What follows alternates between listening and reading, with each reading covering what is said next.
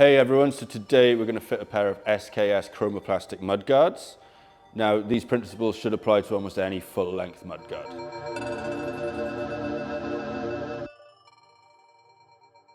So to fit full-length mudguards, you need to make sure that your bike is compatible with them. So there are a whole bunch of eyelets and mounting points on this bike that suit full-length mudguards. Starting at the front, at the top of the fork here, we've got a hole that goes through. This is where we can mount the top of the front mudguard. And then down towards the dropout and the axle, there's another point where we can clamp on the bottom of the stays. Moving towards the back of the bike, in between the seat stays here, we've got another mounting point, and then down towards the dropout and the axle again, we've got another mounting point. Also on the back, there's an extra place. Right down behind the bottom bracket, there's another little mounting point there just to secure the mudguard. So you've got to check you've got all of these, and then we can crack on with the installation. Now some bikes, on the top of the fork, the hole doesn't go all the way through, but it is threaded, so you can still fit a full-length mudguard. So this bike has got 700 by 32 mil tyres. SKS recommend going 10 mil bigger than the tyre for the mudguard. So we've got 700 by 45 mudguards to fit. If you're unsure what tyre size you've got on your bike, just take a look at the sidewall of the tyre, and it should be written there, 700 by 32 in this case. Okay, so we're going to start at the front, and fitting mudguards is much easier if you take the wheels off your bike. Here we go. If you're unsure which one is the front, the back is always bigger. We're going to attach this first up here in the fork crown. So we're going to put this top plate on the back, and we're just going to loosely attach it with the included bolt for now. So with SKS, they do supply different size bolts to go through the front fork here. Here we've got a short one and a long one.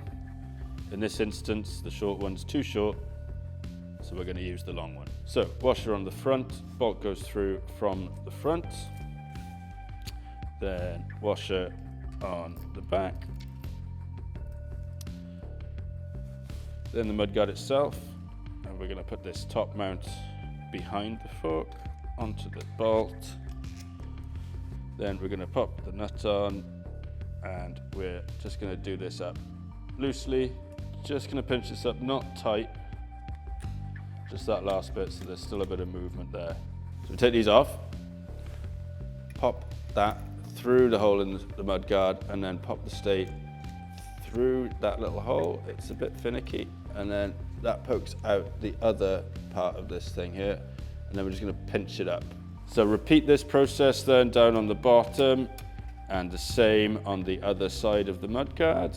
So now we've got the stays attached at the top of the mudguard, we need to actually attach the bottom to the bike. Now this bike has got a disc brake, so it helps to use the included spacers just to bump this stay out to the side a bit, so we've got clearance around this brake caliper. So one should be enough. Pop that on the inside, pop the bolt through, and then attach that bolt to the eyelet on the fork, and the same for the other side.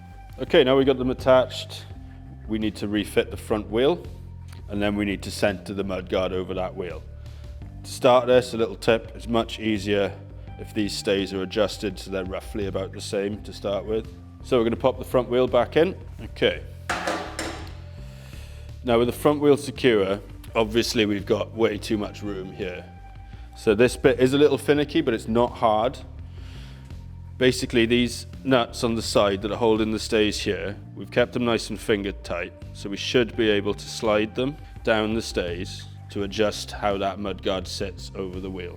So adjust it, don't make it too close because you don't want it to rub. SKS recommend about 15 mil clearance between the mudguard and the tyre. So just bring that in a bit there. Lovely.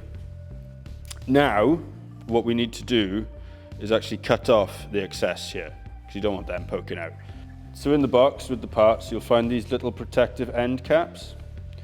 Now, once we've trimmed this all down, these are going to go over to get rid of the sharp edge. The round part will go around the bolt.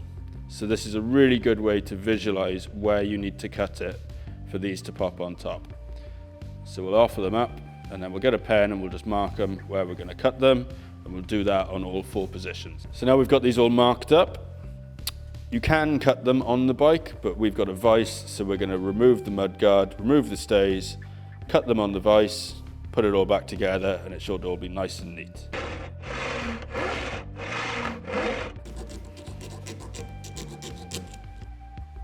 Running nice and clean, no rubbing at all. So we'll just pinch all these bolts up now, not crazy tight, but nice and tight so they're not going to budge. Then we'll get those little end cap protectors. If you pop them over the top of the stay that's poking out, and then use the bolt itself just to hold it in place. You're not going to poke your eye out on the end of that then. So we'll fit all 4 of them, and then the front is done. Okay, now we've done the front, time to move to the back wheel. Now the principles are pretty much exactly the same. You've got the stays, we're going to have to cut them, everything like that. But we do have different mounting points now on the back. So, first thing we do, take the wheel off and offer the mudguard up. In the pack, you'll see one of these. Now this is a slide-in bridge. So if you're unsure which end is the back or the front is going to have a few holes right at the end here, which is what we're going to use to attach it down behind the bottom bracket. Then our sliding bridge, just like the name suggests, slides onto the mudguard, like so. We'll offer this up to the bike, like that, and then we're going to attach these with the included hardware. So the rear stays slightly different to the front. There's no plastic end cap on the end, but the principle is the same. We'll mount them here on the eyelet and then through the mounts on the mudguard using exactly the same technique. So just like the front, we'll push this down now, close enough to the wheel, around 15 millimeters away from the tire. So just a little extra tip, if you mark the outside of the stays, you'll remember which way they go back on. And if you put 2 marks on the drive side, you remember which one's which. Okay, so button it all up nice and tight, making sure it's all still central. And then you can pop your little end cap protectors on, just like the front. Use the nut there just to hold it on. Pop all 4 of them on all the way around. And job is done. Okay, one last spin check just to make sure nothing's rubbing. There you go. So we fitted a set of SKS full-length mudguards. Now, it might seem a little bit daunting that you do have to get hands on, but honestly, once you've done it, they sit really well and they'll last for years. So, if you've liked what you've seen today, we put out loads of videos. Like and subscribe, and we'll see you in the next one.